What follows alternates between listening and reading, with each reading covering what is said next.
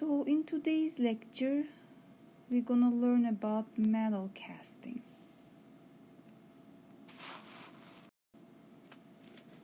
Casting is an important manufacturing process we use to produce small, large, and very complex parts.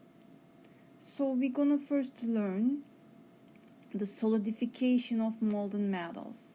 So when we are doing casting, we start with the liquid metal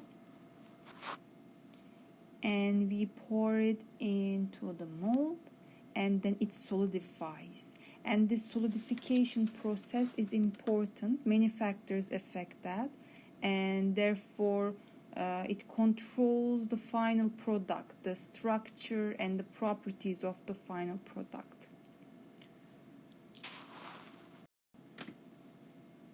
We will see what are the factors affecting the fluid flow, meaning the flow of the molten metal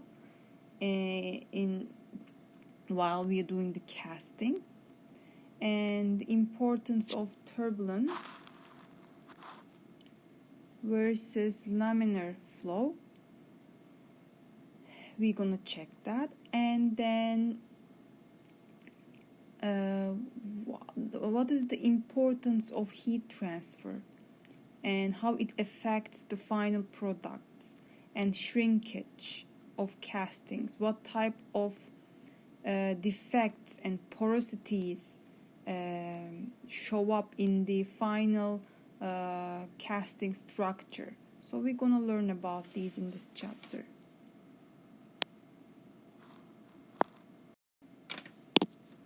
So when we say casting process, what type of steps it involves?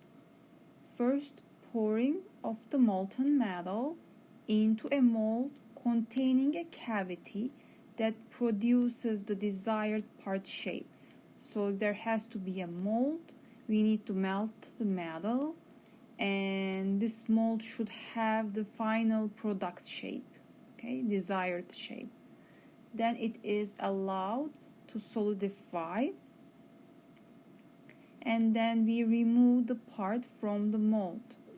All these steps require important considerations in order to get the best performance out of this casting part.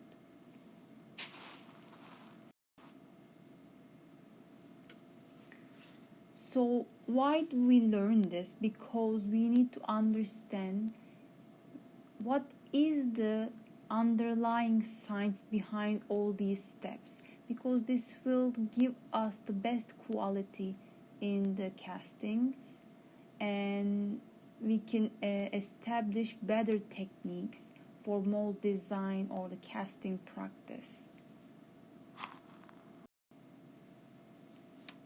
So when it comes to important considerations in casting operations, these factors are important, okay? So flow of the molten metal into the cavity, and how we design the system, basically the mold system that we pour the metal, and how it fills the cavities, basically.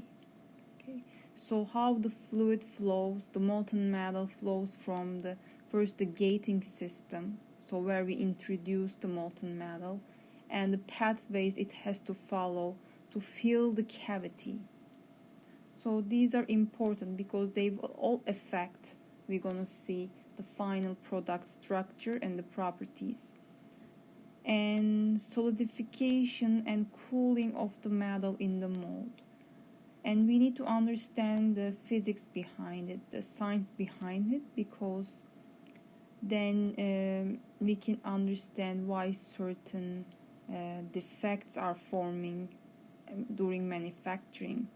And then lastly, the mold material is important. What type of mold material we use, because then there has to be, so when we first pour the molten metal, it's hot, right? And it will start to lose heat and starts to solidify. And how this heat transfer happens will affect the structure. Therefore, the mold material and its thermal properties are important in understanding the final structure.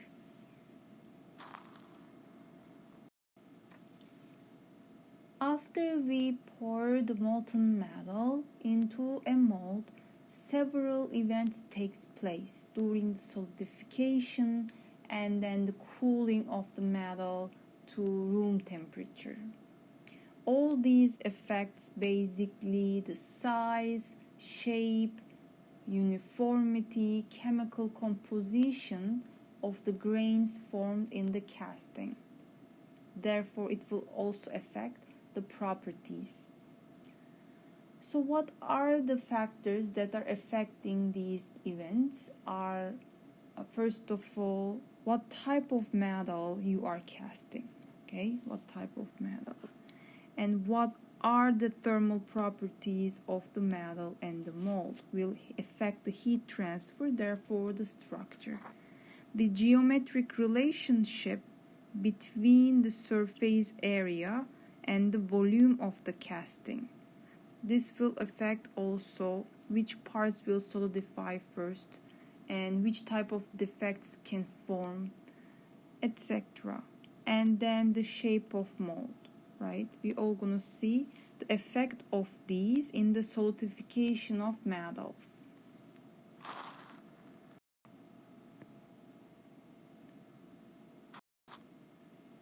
So in these images we see example of cast parts.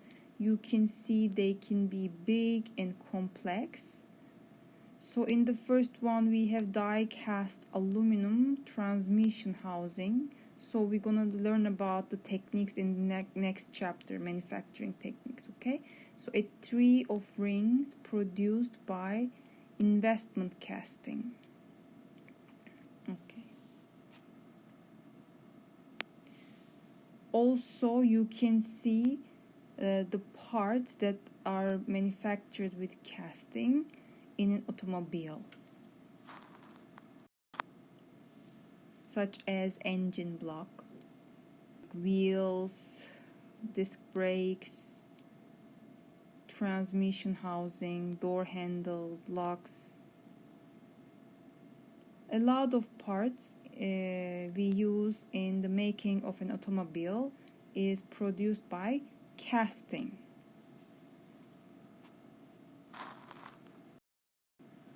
So we're gonna start looking at pure metals first. How pure metals behave when we cool them down, right? So we know that pure metals, they have a definite, clearly defined melting freezing point. So we always say, for example, pure aluminum solidifies at 660 degrees C. So we know there is a certain temperature that material freezes, solidifies. So after the molten metal temperature drops to its freezing point, what happens is that if you remember the heating curves, what happens is the temperature stays constant when there is a phase change from liquid to solid, and the energy is given, and this energy is called latent heat of fusion.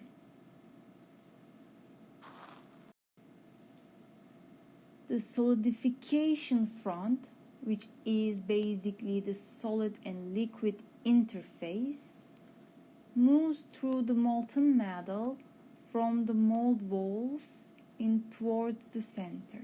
So the solidification starts at the mold walls and then moves to the center.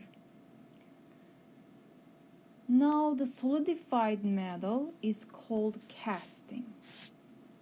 That is removed from the mold and allowed to cool to room temperature.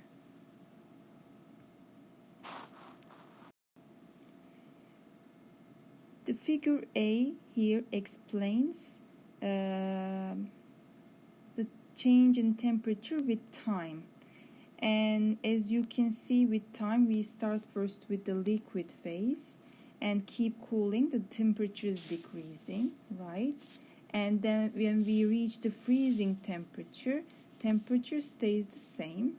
And when the freezing ends, as we keep cooling down to the room temperature where we have all solid, also the temperature is decreasing as a function of time.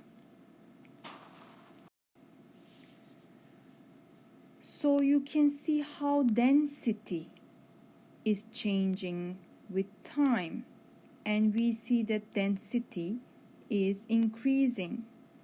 Okay, so first when the shrinkage of a liquid happens, the density slightly changes with time, and when we reach that freezing temperature, actually there is solidification shrinkage. The significant part of shrinkage happens there when we are going from liquid to solid.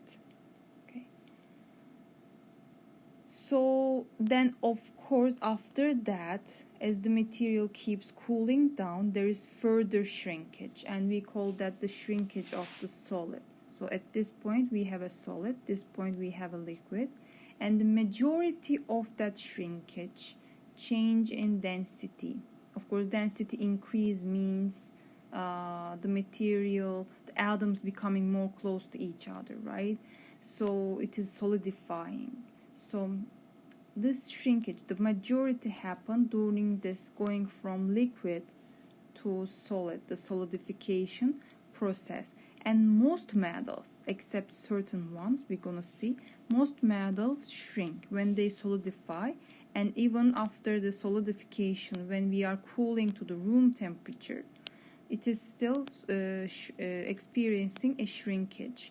All these stages are therefore important because shrinkage can affect the final structure of the material. So we need to make sure we control this process carefully and to make sure the structure is well formed, like there are no defects, etc. Shrinkage process, in fact, responsible for the formation of micro cracks, porosities.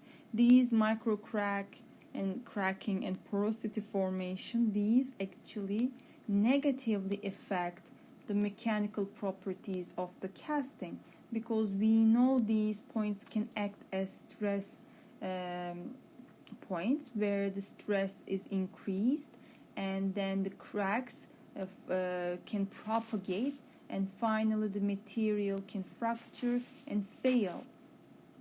So we don't desire the formation of microcracking or porosity in the structure. Therefore, we need to control this shrinkage process during the casting. Make sure we prevent the formations of cracks and porosities in the structure.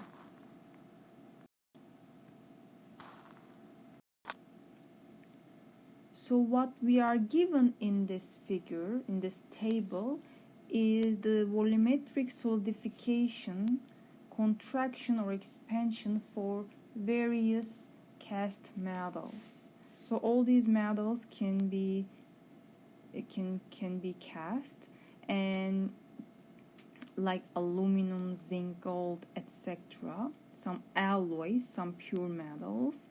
And we are seeing the contraction.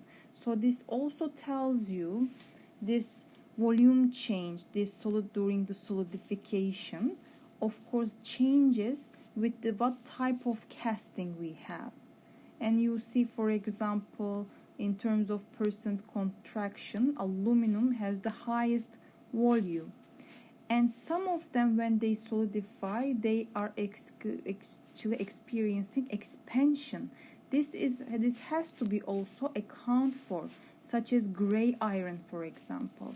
This happens because of the structural changes. So remember graphite structure forming in the gray iron, because they are, when they nucleate, they create basically expansion inside the material. So only three metals we are seeing here experiencing expansion, and most of them experience shrinkage during the process of casting.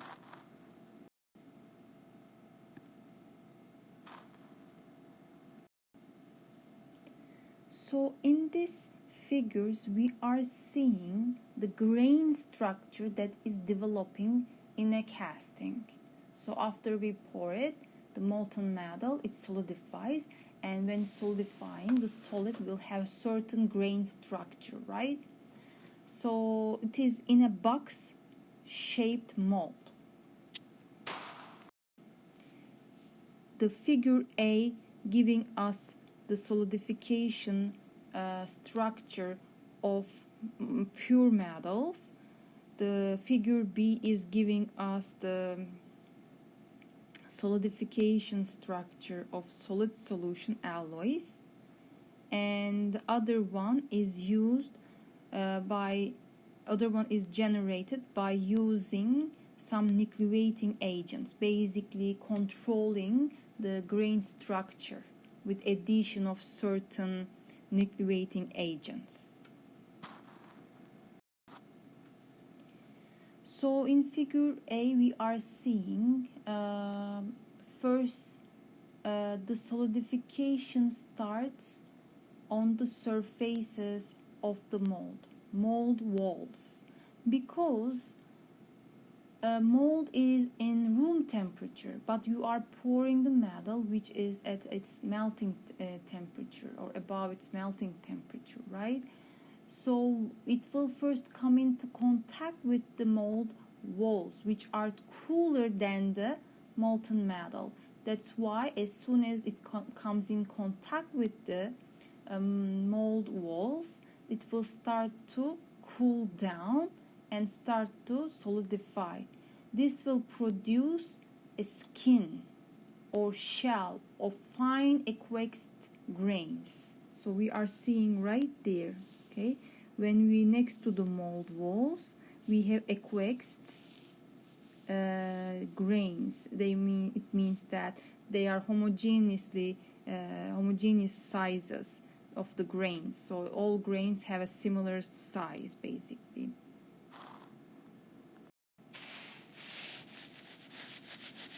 So how the solidification continues, right?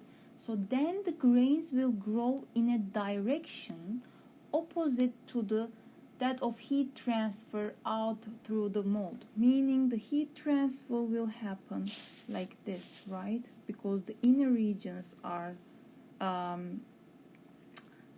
warmer compared to the surface.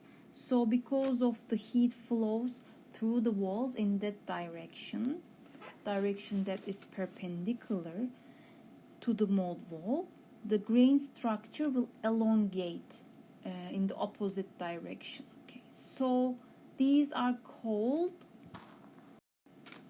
columnar grains. Okay, we are seeing right there.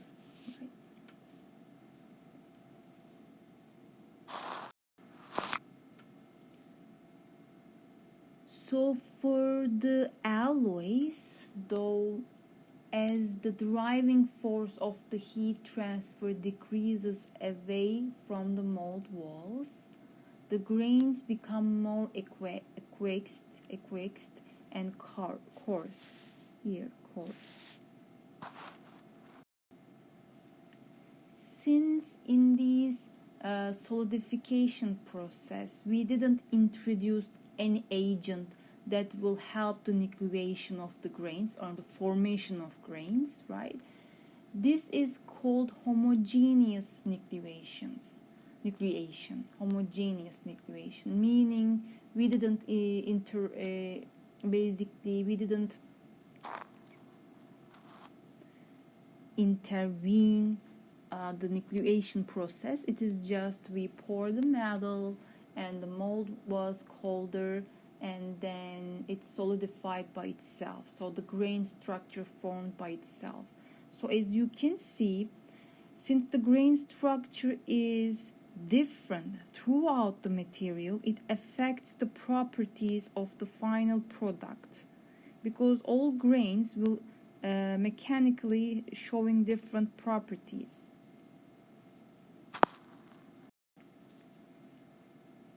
Sometimes when people want to control the grain structure and obtain homogeneous aqueous structures, then they use nucleating agents we call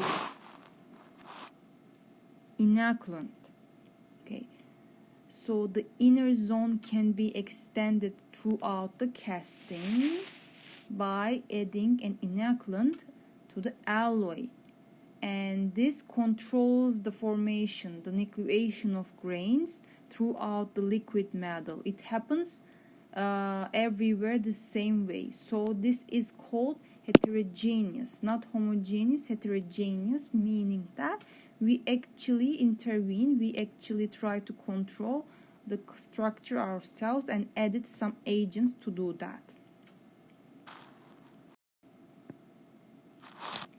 So in this slide, it's just explaining what I have just described to you guys, so you can read through. It is telling you the same things I just talked about. Okay,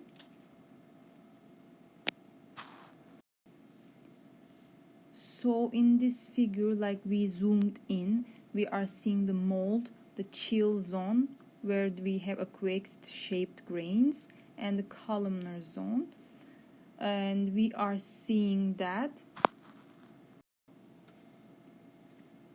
how some grains, actually some elongated grains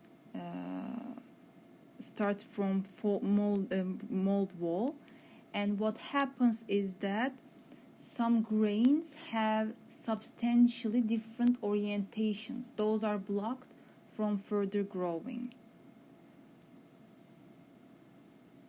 and only favorable grains, oriented grains, grow away from the surface of the mold surface.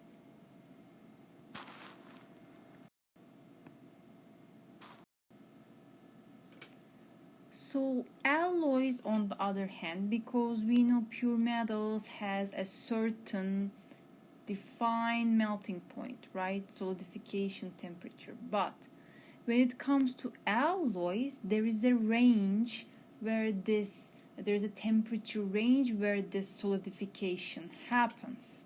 And this is usually understood from the phase diagram of the alloy. Okay, so if we actually explain it on the figure here, so we are seeing a part of the phase diagram that gives us the solidus and liquidus temperatures lines right in the phase diagram.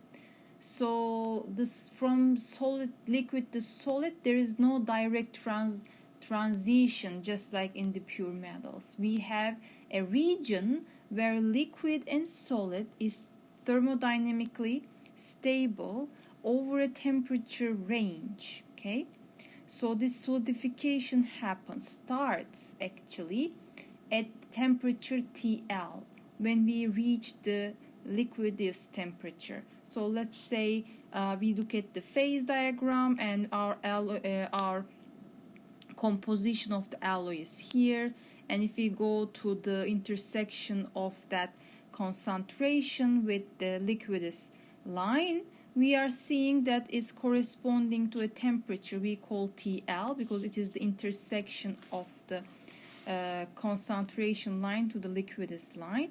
And then that TL is, when we start to cool it down, actually is where the solidification starts. Okay, so when we reach that temperature and when we go below that, materials starts to form solid phases inside the liquid. But when is this solidification ends? actually when we reach a temperature Ts, which is the intersection of that concentration line with the solidus line. Okay, so there is a temperature range where this solidification happens. It's not a constant temperature. So once we reach the solidus line at that temperature, then the complete the solidification will happen. Okay, so within that range of TL and TS, we have a region which we call mushy or pasty state. Okay, so if we look at actually based on that temperature range how the material morphology looks like inside the mold, we are seeing the mold is here, and the regions where the temperature dropped below the solidus line temperature, we have solid, which are next to the mold wall. Remember, because the mold wall is colder and the solidification starts there, and the solid that is forming already went below that Ts. Okay, so below that Ts temperature, the solid form on the wall, but away from the mold wall, the temperatures are still in the range between Ts and TL. When that is the case, and within the temperature range Ts and TL, the thermodynamically stable morphology is the mixture of liquid and solid, and which is in the form of dendrites like the one we are seeing. Okay, so in this region here in the mushy state, we have solid, and in between the dendrites we have liquid. Of course, away from that region we are still at temperatures that are above the TL, which is giving us the pure liquid away from the mold wall. Okay, so we are seeing the dendrite structure, and in between those I said there is liquid metal still. These are three-dimensional arms and branches, and so eventually they will interlock. Okay, but this structure is complex, and when they basically start to merge into each other, what happens, there can be this type of mushy zone can result in the formation of microporosity and other type of detrimental factors that can happen.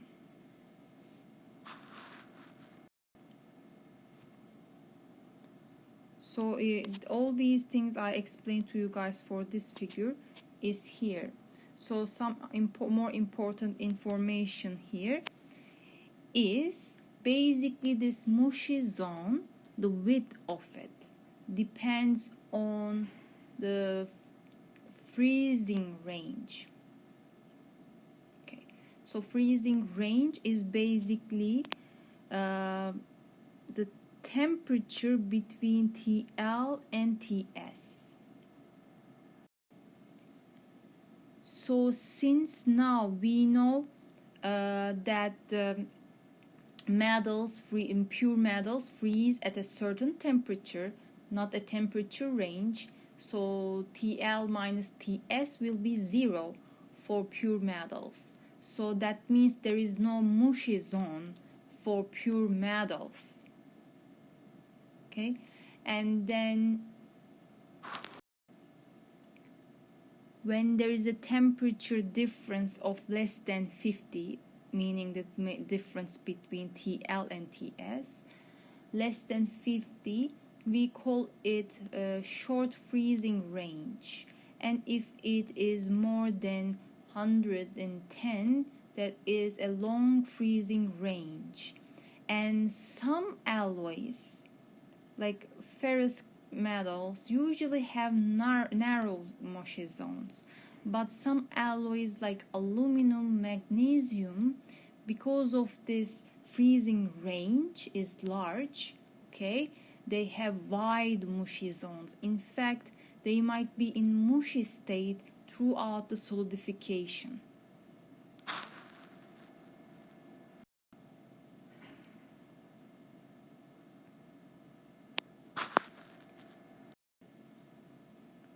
Similar to what we have learned in the grain structure formation when we change the cooling rates, how it affects the structure is when we have slow cooling rates, right, which are usually on the order of 100 Kelvin per second. So each second you drop the temperature 100 Kelvin, right?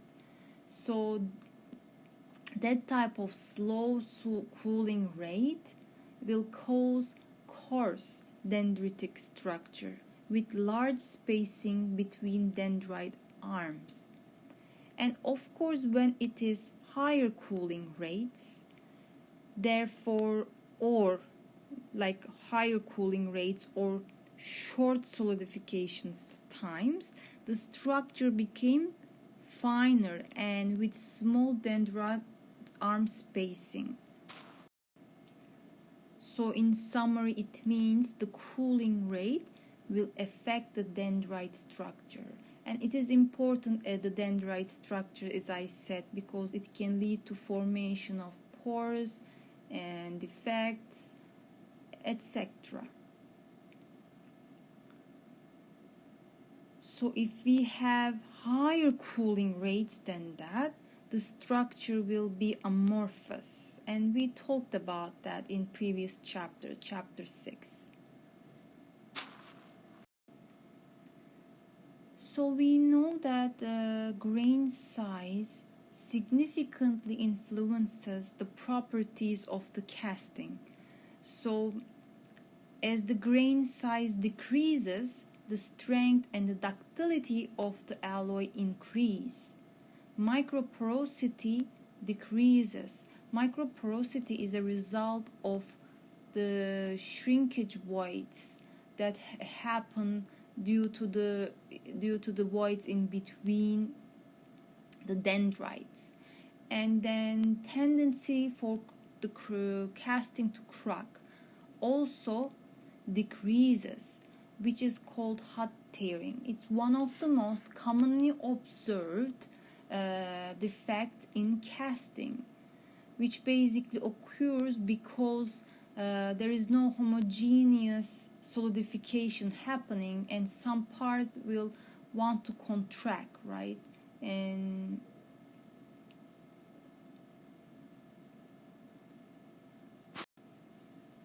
which can cause defects called hot tearing. Okay, so also we need to make sure a homogeneous grain structure is obtained, because if there is a lack in the uniformity of grain size and its distribution in the structure, then the material will have anisotropic properties, meaning the properties will change with direction.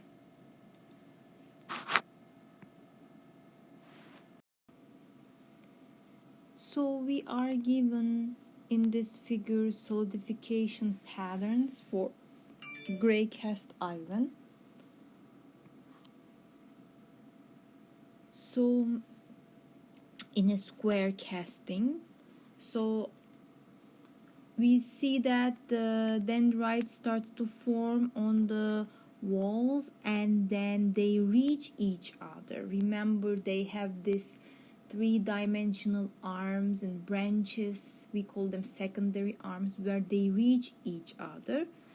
And so it's like after 40 minutes the dendrites are reaching each other, getting bigger, and then but the casting is still in mushy state, right? Solid and liquid mixed. Actually, approximately it takes 2 hours for this casting to solidify.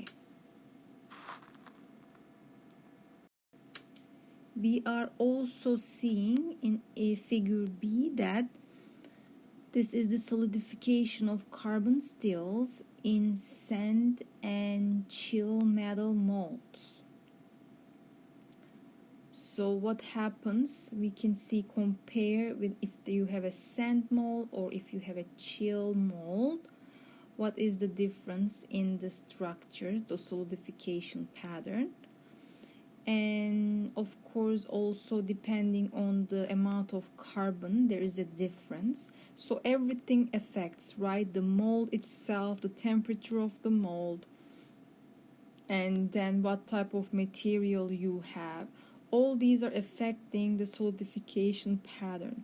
And in all cases anyways, we see the dendrite formation starting with the mold walls, and then these dendrites reaching to each other as the solidification continues.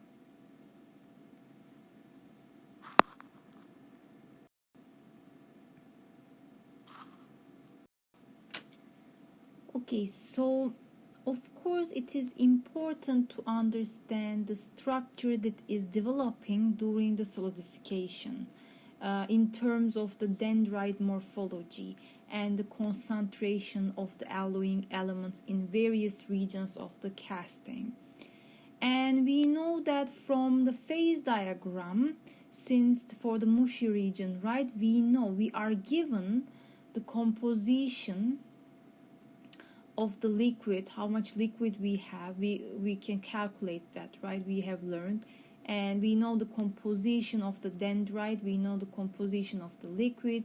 You can learn about what is the percentage of dendrites, what is the percentage of liquid. Those are from the phase diagrams, can be obtained.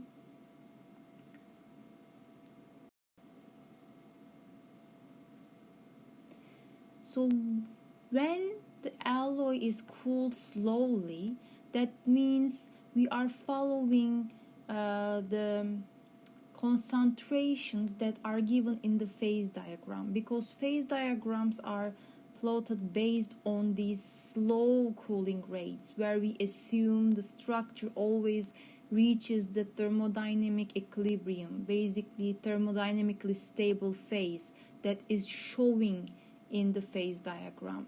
So when we cool slowly, we expect each dendrite to have a uniform composition because they reach that equilibrium composition following the phase diagram information. However, if we do the cooling very fast, the material, all parts of the dendrites cannot have the same composition, okay? And that is when core dendrites are forming. That means the core of the dendrite has a different composition than its surface regions. Okay, the inner part of the dendrite basically have different concentration because once that dendrite forms, it will reach an equilibrium and a thermodynamic stable phase. But then if we keep the cooling rate very fast, we don't provide enough time for the homogeneous concentrations to form. All you need to know, the core of the dendrites have different composition than its surface. Okay, so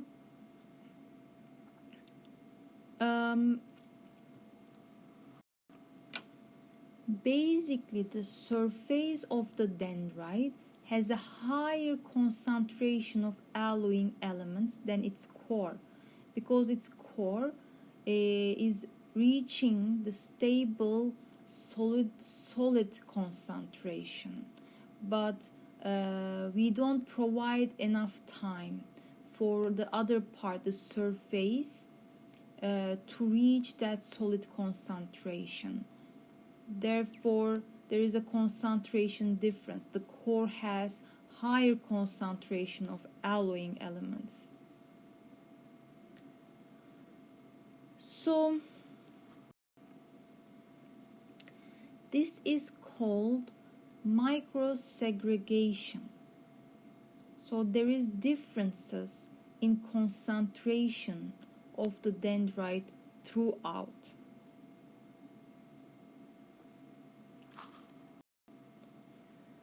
There are also different type of segregation. One of them is macrosegregation. So that means there is again concentration difference, but it's not in the dendrite, it is throughout the casting itself. So everywhere you might observe the concentration of the alloying elements are changing.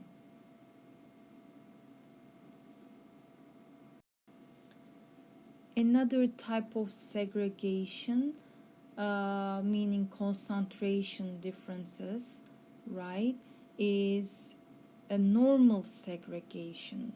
When you have lower melting point constituents in the alloy, they will first solidify, right, and they will be in the center. That is called basically normal segregation.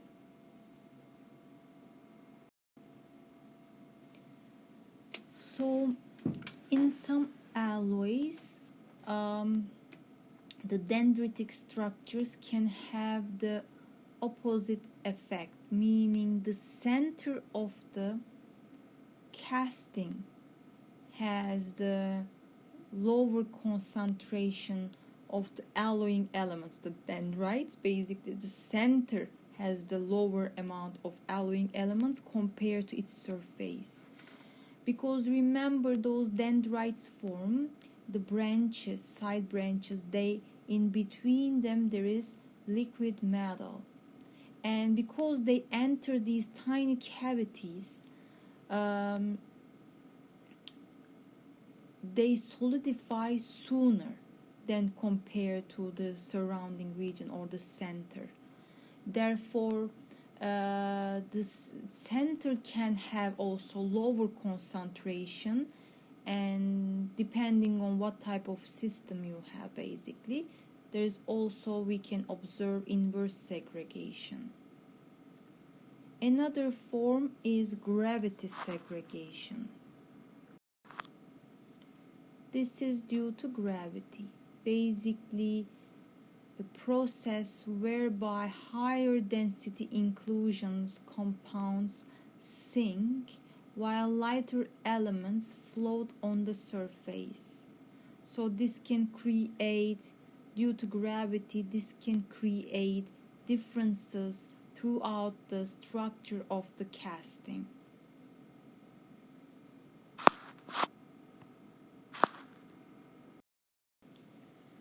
So depending on parameters, the casting parameters, we can come across with three basic types of cast structures, depending on the heat transfer happening, depending on what type of a metal we are casting, depending on the temperatures of the cast. So different parameters can affect the cast structure, and we are seeing here three basic types. One is columnar dendritic. This is what we learned, right? And the other is equiexed dendritic. And sometimes it doesn't have to be dendritic. It can be non-dendritic, equiexed, as we are seeing in the C.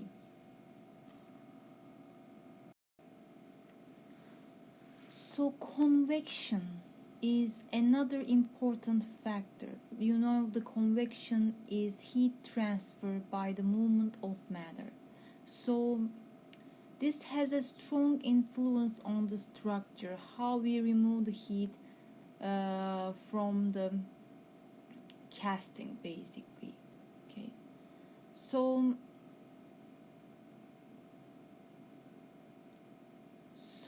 if we promote the convection, if we promote the convection, there are certain ways to promote it, right? Changes in the viscosity, density, conductivity of the molten metal, etc., exposed surface area. So if we remove this heat transfer if we basically promote this heat transfer by convection, actually it promotes the formation of fine grain sizes, and then acceleration of the transition from columnar to aqueous grains. This is what we are seeing in figure B. So with increasing convection within the liquid, the removal of heat basically by matter, so we are experiencing in the structure the Dendrite Arm Separation, which is also called Dendrite multiplication. So heat transfer therefore is important.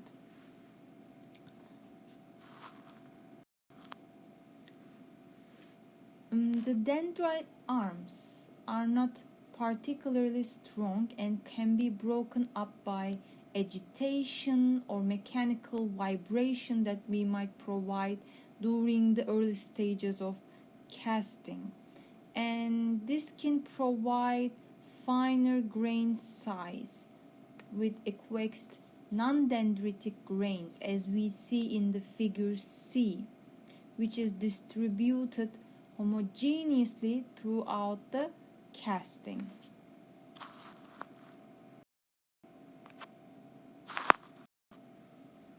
So in this figure we are just seeing a plane front, solid liquid interface. When we have the single phase, how the solid forms on the mold wall, and then if we have two phase, for example alpha and beta, how it is forming in the interface basically between liquid and solid.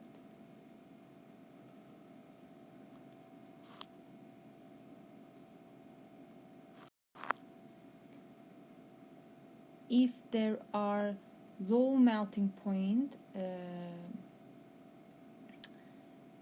constituents in the alloy, then they are gonna be driven towards the center. Remember, we call this, like this part for example, we call that normal segregation, meaning the concentration of the alloying constituents that have low melting point will solidify the last.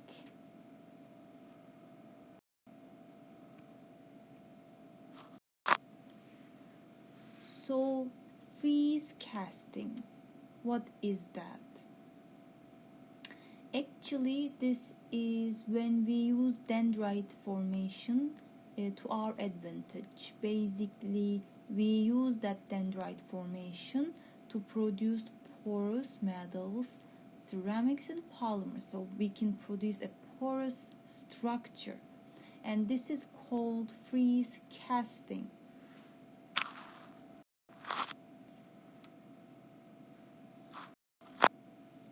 So first we have a slurry that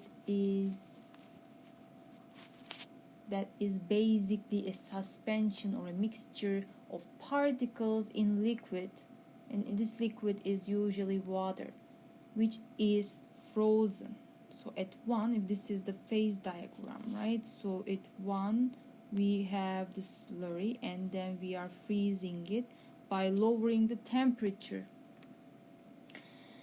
And as it solidifies, the particles will not be freezing. They are not soluble in the solid, because the solid is forming, right?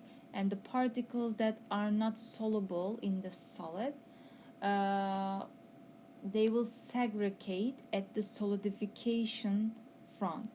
And then you are seeing basically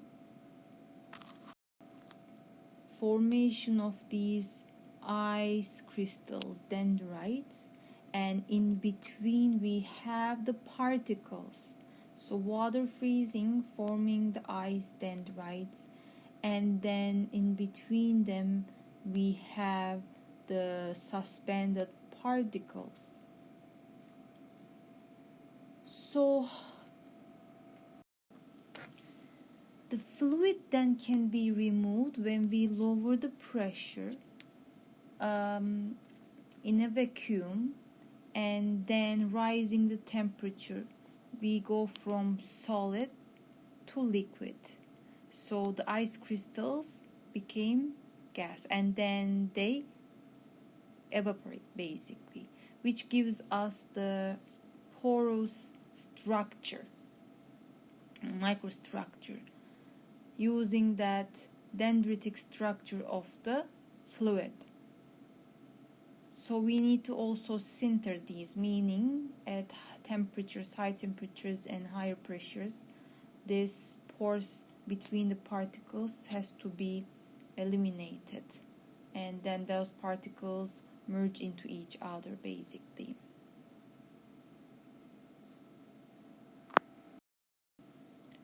We are also seeing how such structure, for example titanium oxide, will look like you can see the pores with a microscope. This is after freeze casting.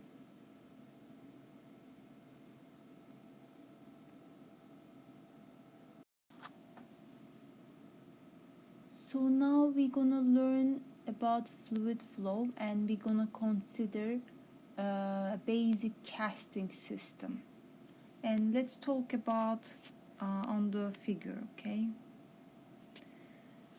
So first, the molten metal is poured through a pouring basin or a cup right there, okay? And then it flows through the gating system. So gating system includes sprue, okay, so it flows through sprue and runner and the gate. These are the what we call the gating system.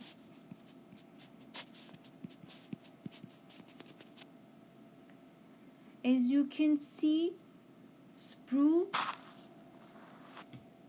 is tapered, right? Its cross section and area is getting smaller as we go down.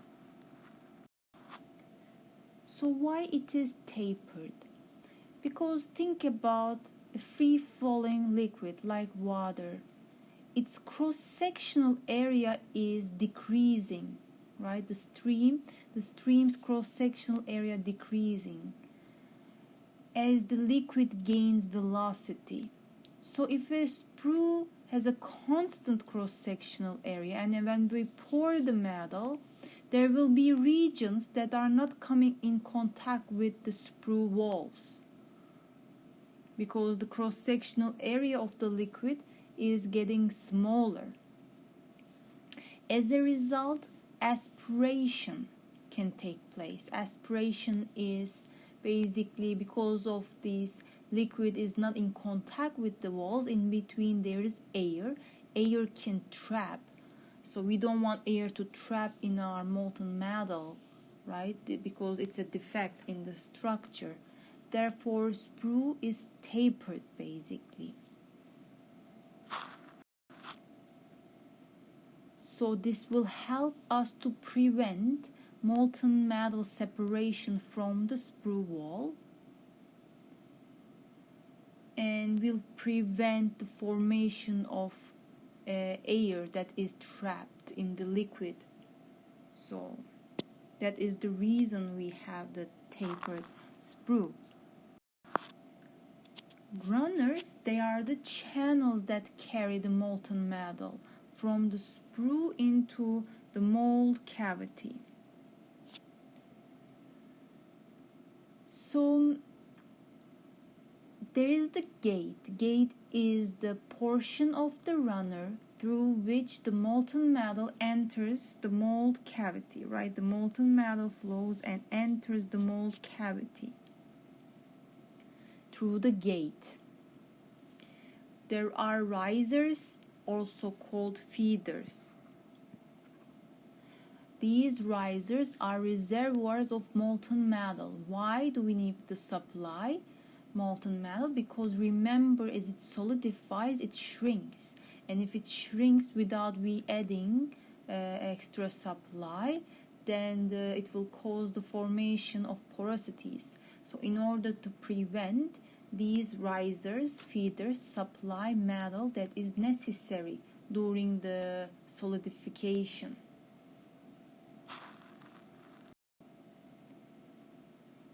So of course, therefore, we understand the proper design and control of solidification process ensures there is adequate fluid flow into the system. For example, an important function of the gating system in sand casting here, right, is to trap the contaminants. If we have oxides, inclusions, meaning insoluble substances, oxides inside the molten metal, we want to remove them, right? Remove them by adhering to the walls of the gating system, and therefore they cannot reach the mold cavity. And if they cannot reach the mold cavity, then they are not going to be present inside the material, because those inclusions, oxides, and other hard particulates are many of time we have seen the reason for the formation of cracks. So we need to properly design these gating systems to avoid problems such as premature cooling, turbulence, and gas entrapment. Moreover, we need to make sure the molten metal must be avoided from the exposure to the environment, because it will cause the formation of oxides. Again, these oxides are like inclusions, and then we don't want this to happen. Therefore, we need to make sure before it reaches the mold cavity, the molten metal is not exposed to the environment, therefore doesn't oxidize.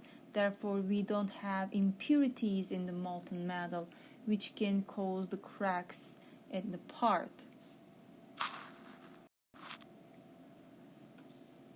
So an important consideration is the turbulence flow and laminar flow.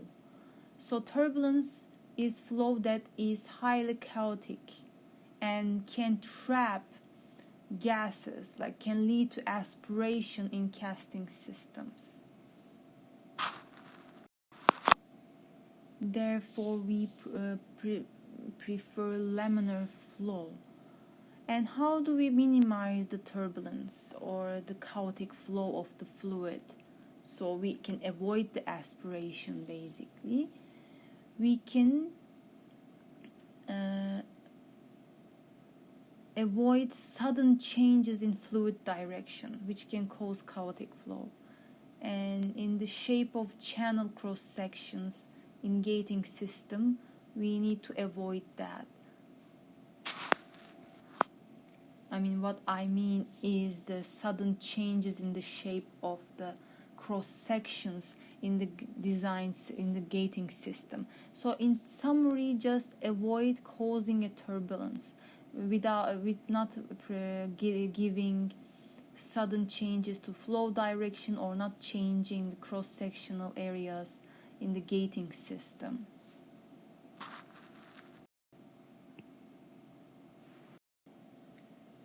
Alright, so the capability of the molten metal to fill mold cavities is called fluidity. So of course,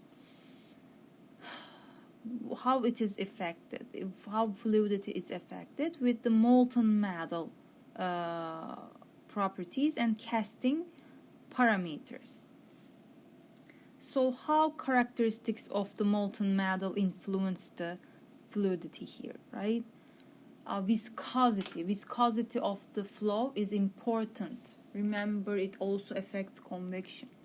So as viscosity increases, the fluidity of course decreasing, because viscosity is resistance to flow. So if viscosity is high, it will take more time to fluid to flow through your mold cavities and then your gating system. Therefore, it will start to solidify because we are providing more time for the fluid to flow, and it will of course decrease the fluidity. Okay, so surface tension is another factor.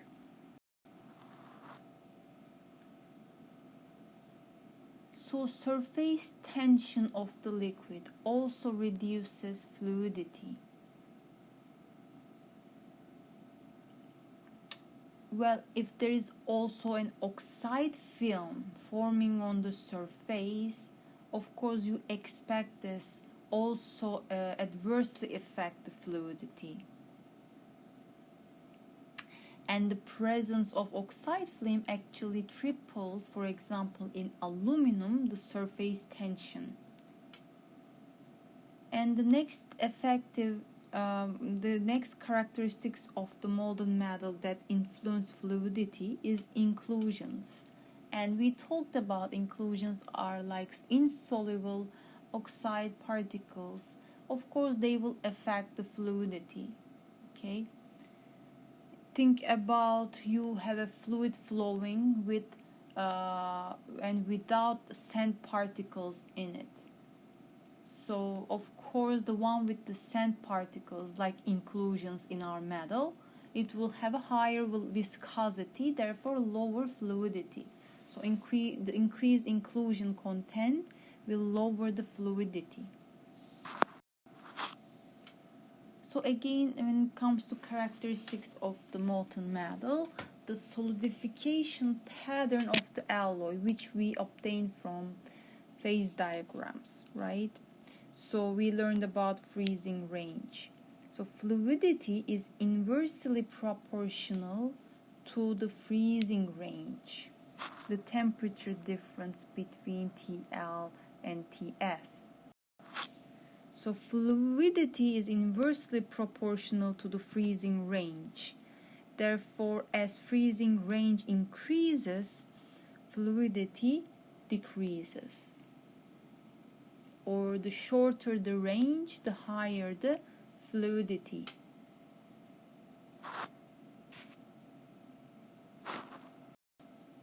So those were for the characteristics of the molten metal that affects the fluidity. Now we are looking at casting parameters that can affect the flow of the fluid. Okay. The first one is mold design. So all parts of the mold needs to be carefully designed, like the sprue, runners, risers. All will affect fluidity, right? We talked about some of them, like how sprue has to have tapered, and there should not be sudden changes in the cross-sectional areas which affect the turbulence, right, etc. So another one is mold material and its surface characteristics. So what type of material you are using for your mold and what is its surface characteristics is important. Why? Because the mold material is responsible for removing the heat, therefore affecting the surface solidification characteristics of the molten metal. So the higher the thermal conductivity of the mold and the rougher its surfaces, the lower is the fluidity of the molten metal, because it will move away the heat much more quickly, and therefore as the solid forms on the walls, it will slow down, right? And the rougher surface will interact, like friction more, interact with the fluid, lowering its viscosity, lowering its fluidity also. Okay, so degree of superheat. Superheat means as the increment of temperature of an alloy above its melting point. So how much we are above the melting point of that alloy. Okay, this of course will change the fluidity, because it will delay solidification, because as it travels through the gating system to the mold cavity, there is some time that the fluid temperatures keep decreasing, right? And if we increase that temperature of the molten metal above its melting point, that will help us with the fluidity by delaying the solidification. Rate of pouring, how fast we are doing, right? How fast we are pouring the molten metal into the mold cavity. Slower the rate of pouring molten metal, the lower the fluidity, because of the higher rate of cooling when poured slowly. It's very clear, right? If we keep its contact with the air for a longer periods of time, it will cool much faster. So slow pouring is not good, because it lowers the fluidity. What about the heat transfer? We're gonna see heat transfer separately as another section, but we learned about convection affects the heat transfer, of course affects the structure. Okay, we came to know that. And it affects the viscosity, therefore it affects the fluidity of the molten metal. Okay, castability. This is a term used to describe the ease with which a metal can be cast to produce a part with good quality. So it will depend on the castability of the metal. Okay, so the castability will affect not only fluidity, of course, but will affect other casting parameters also.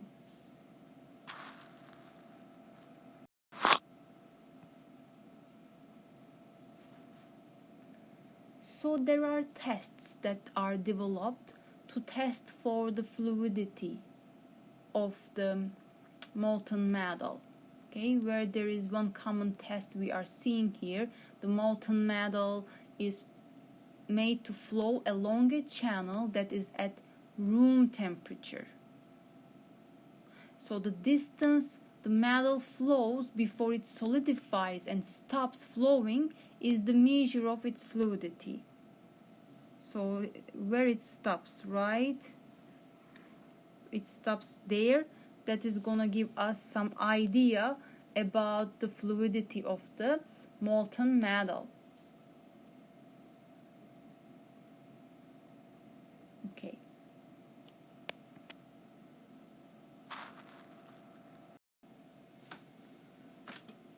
Okay, heat transfer. Heat transfer that is taking place through the whole cycle of the casting is important, starting from the pouring, solidification, and then cooling to the room temperature. In each stage, the heat transfer is important. And it's very complex, right? Depends on many factors. The material we are casting, properties of the mold because they are coming in contact with, and then the processing parameters.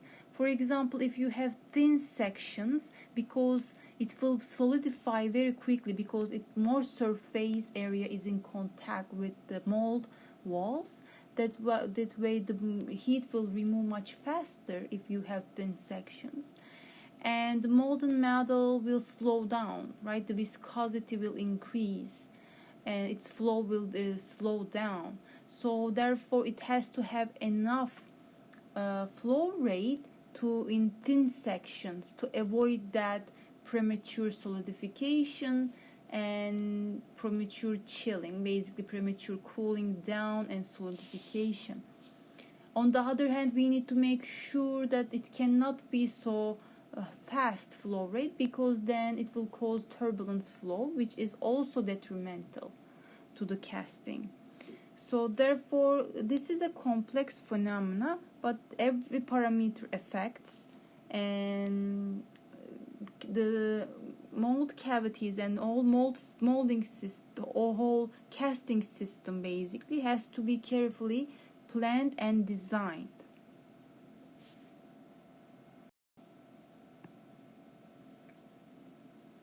So what we are seeing here is a typical temperature distribution of the mold-liquid interface. So we can see the mold here, and air it is in contact with. Then when molten metal pours down, it's solidifying next to the mold cavity, and then mold walls, and then far away from the mold walls we have still liquid molten metal. And of course temperature can change as we go towards the inner regions, because the air has 25 degrees C, right? And then mold can have certain temperature. We don't know, you can adjust that.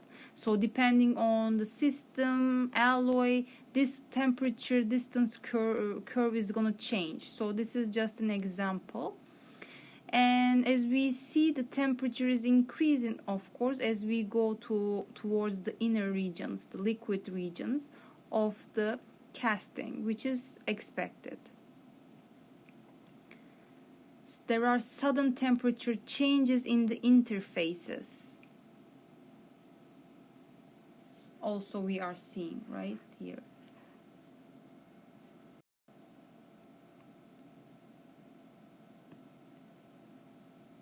Okay. So solidification time.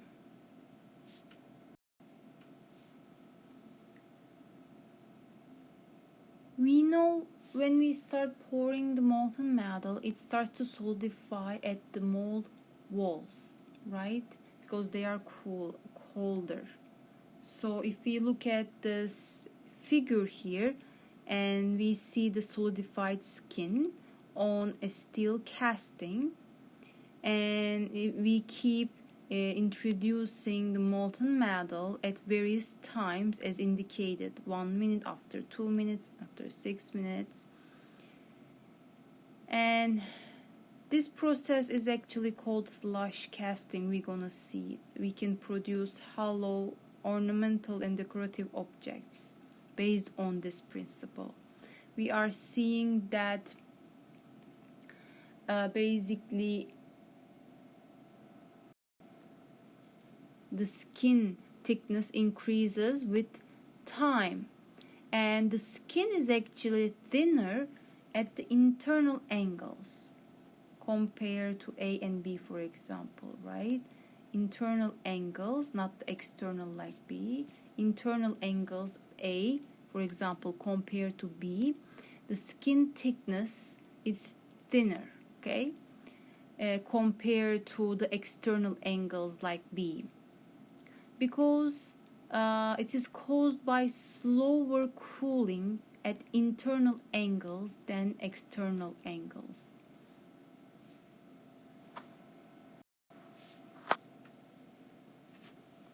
So since cooling is faster at external angles, that regions are more thicker basically.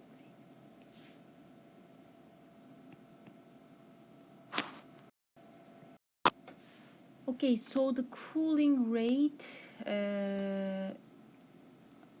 is a function of volume and surface area. So we define the solidification time through this equation here, Chevronow's rule. That is the equation. So solidification time is equal to C times volume over surface area to the power of N. C is a mold constant. So mold material, the molten metal properties, including its latent heat and its temperature. So you can define a temperature for your mold also, right? And this will affect the solidification time. So it's a constant for the mold itself.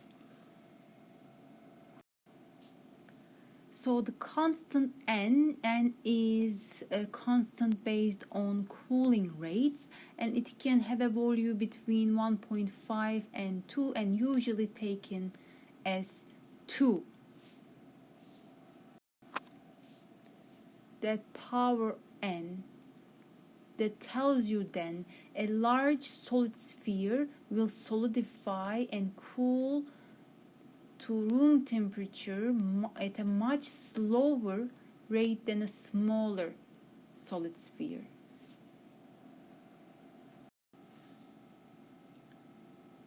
So volume over surface area, right? So that is gonna change depending on the shape you have.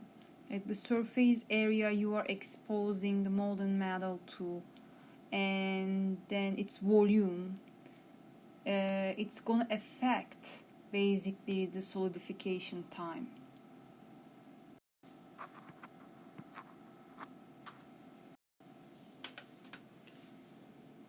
So shrinkage. So usually metals shrink, like contract, during solidification, and while also cooling to the room temperature, and we have seen that in our graph in the beginning of this chapter.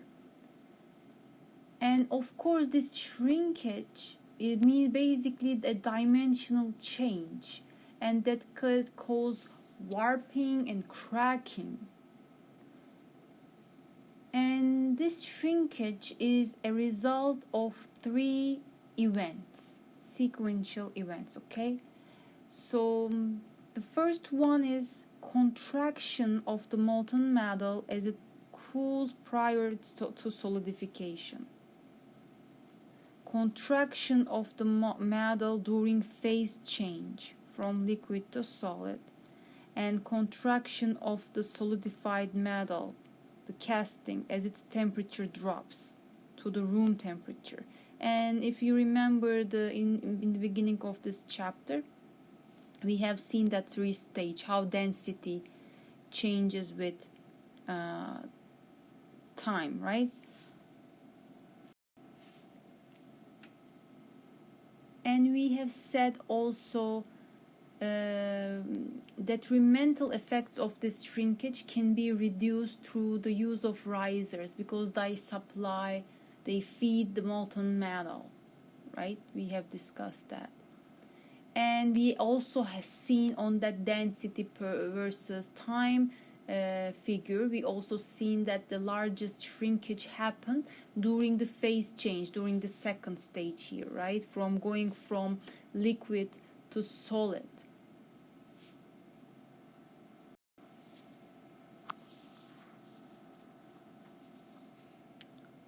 So some metals, remember, like gray cast iron we discussed, they actually experience expansion in solidification. I told you, due to the presence of precipitation of the graphite flakes in the structure, which causes a net expansion basically. So in this table we are seeing different type of cast metals and the percentage of in their contraction. For example, I see aluminum is the highest, right? We have discussed that. Okay, we did this one. Okay, so the defects we observe in the casting process. So in terms of exam, I can show you an image of a defect, and I can ask what type of defect is this, of course from the given images in this slide. So one type of defect, of course defects will depend on several things, right? Starting from the raw materials, what is the quality of your raw materials, the design of the casting, the product, design of the product. Does it have tiny sections, complex shape, right? And control of processing parameters. Several factors affect the formation of defects, and some of them can be seen, and some of them affects the appearance, and some of them affects the mechanical properties of the material. All right, so metallic projections. These are fins, flash, and projections such as swells or rough surfaces.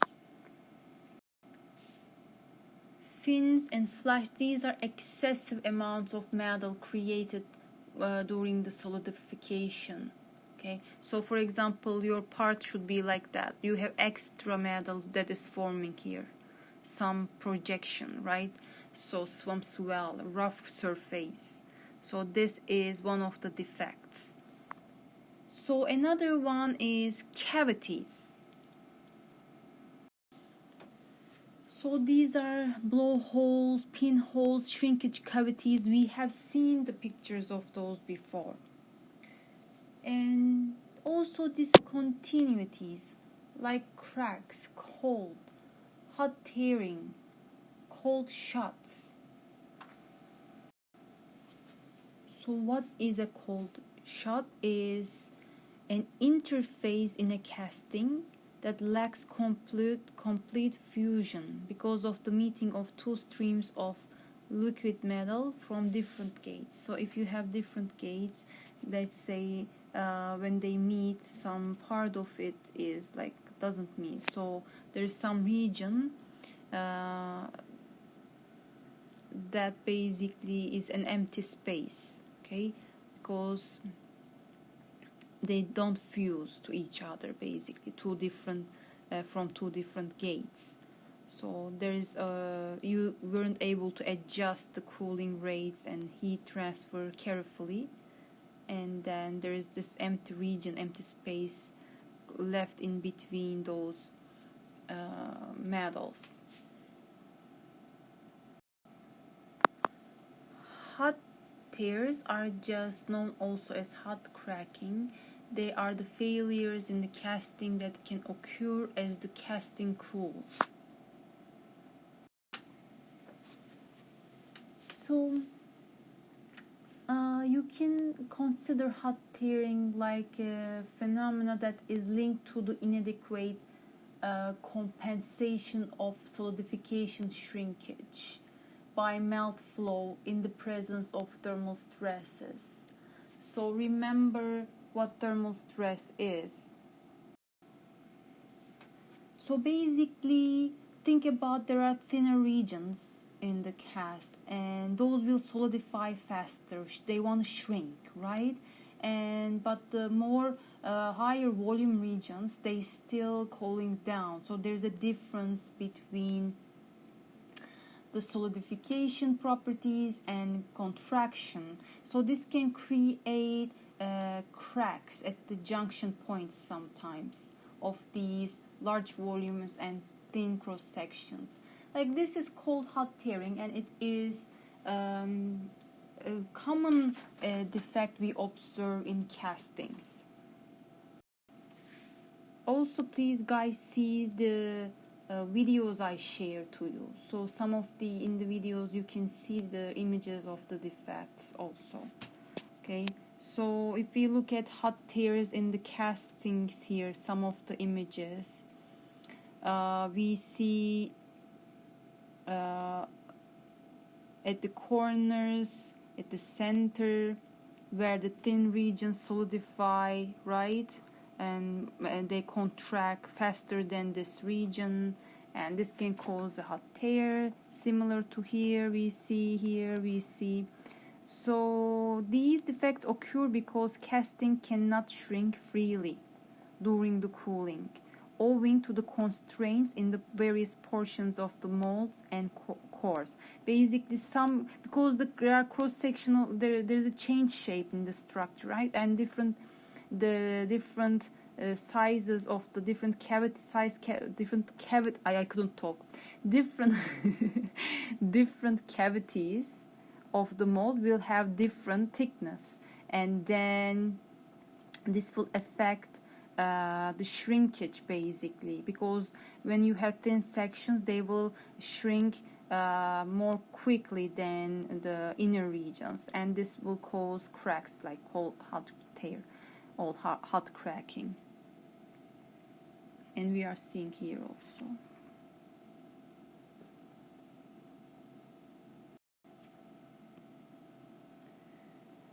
So defective surface is another type of defect, which is the surface can have folds, laps, scars, adhering sand layers if you're doing sand casting, and oxide.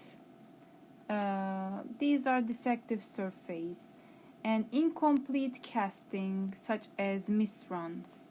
So this is again due to premature solidification. So there must be an image here. So misrun, right? So before it was able to, the fluid, it was able to flow through all cavities, to fill all cavities. It solidified actually before reaching every cavity. So there is empty regions left, and that is the misrun.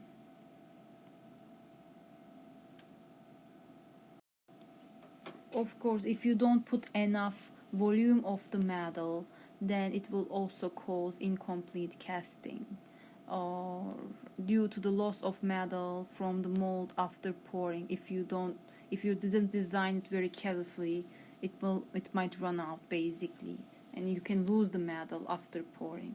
And these things are called incomplete casting. And incomplete dimensions or incorrect dimensions and shapes.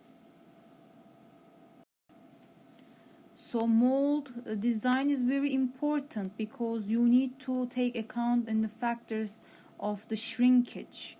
So shrinkage, you need to allow some space for the shrinkage, basically. So irregular contraction, not contracting the same way throughout the cast, deformed pattern, warped casting, etc. Okay, so inclusions we know, right? These can form during melting, solidification, and molding. So we need to be careful at all these stages. Inclusions like oxides do not form because it will of course affect like fluidity and the casting, and will cause the formation of defects. We have seen the inclusions are actually reasons why there are pores in the structure, and then there are cracks in the structure.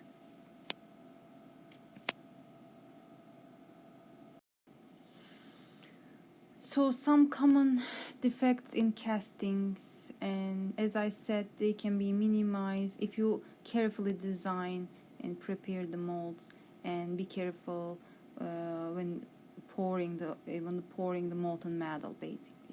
Okay, so we've seen here the cold shot, misrun. Wash is basically regions where there is excess metal, sometimes because if you're doing sand casting, and if your mold is sand, basically the molten metal can erode, and it seems like there is a projection, basically. So scab, some form of surface defect that is basically they are irregular metallic crusts on the casting surface, and which happens when we use green sand mold. We're gonna see that. So some type of surface defect. Other ones, scar, blister, blow. So blowhole, which it's due to presence of gas, and then it can appear at the surface or inside a casting. Basically, we learned blowhole before. So scar, again, type of defect we see during sand casting due to improper venting and permeability of the sand, right? Because gases need to flow through those in between the sand, porous structure of the sand.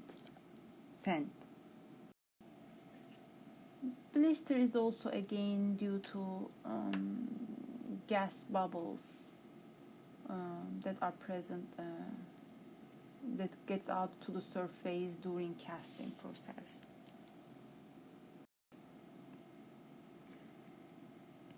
Okay, so next is porosity. Okay, so porosity can be due to shrinkage, entrained gases, dissolved gases, or both at the same time. And we know thin sections solidify sooner than the thicker regions because more surface area is in contact with the mold walls, so it solidifies faster. And therefore, as we introduce the metal, it will flow into thicker regions that are not solidified yet, and therefore it will start, the thicker regions will solidify at the surfaces first, right? And then the pores can develop at the centers because of this contraction. And microporosity also can develop when the liquid metal solidifies and shrinks between dendrites and between dendrite branches.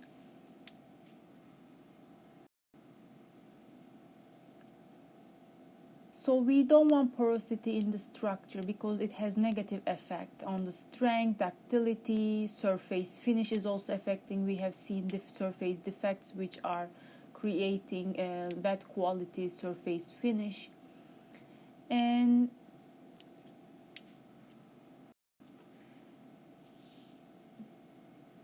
can be reduced. So porosity can be reduced or eliminated by basically adequate liquid metal should be provided to prevent cavities caused by shrinkage, and we talked about that.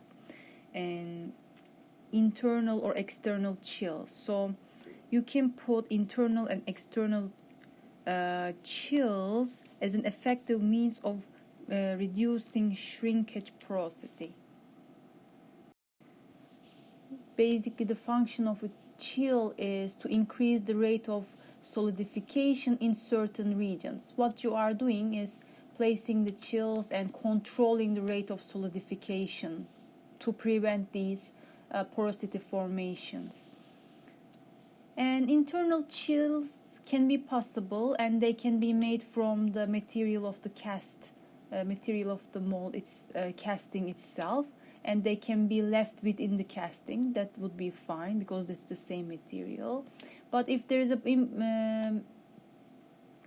if improper fusion of the internal chills with the casting, that might create problems. So usually foundries, they don't want the internal chills, they avoid those.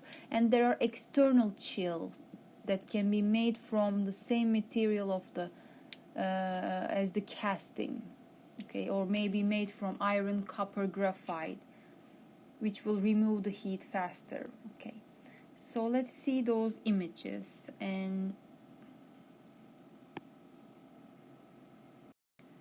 so here we're seeing various types of internal and external chills used in the casting to eliminate porosity. Especially they are placed when there is a larger volume of metal, as shown, because we have seen usually the pores occur all those regions, right, when there is a larger volume of metal, because the thinner regions solidify first. So we are seeing A, internal chills. We are seeing it B, external chills. For example, if there is a porosity forming like that in the larger volume of the casting, you can put a chill here to control the solidification, to make it faster. So therefore this way eliminate the formation of the porosity. And the same, let's say this is where the defect happens, you can put chills right there or right there to prevent the formations of those of those basically porosities. Okay.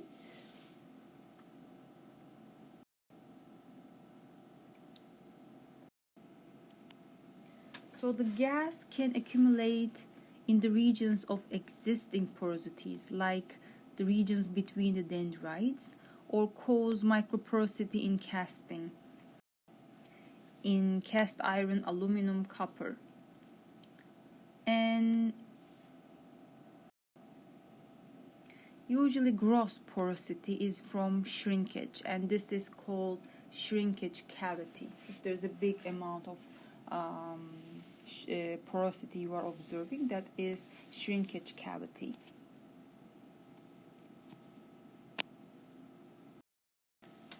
So this image shows you that hydrogen solubility as a function of temperature, and we are seeing the solubility of hydrogen is decreasing as the metal goes from liquid to solid.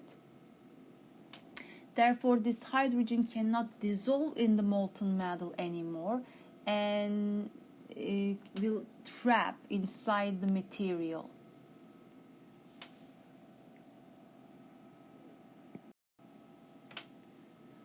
To prevent the formation of porosities due to those dissolved gases,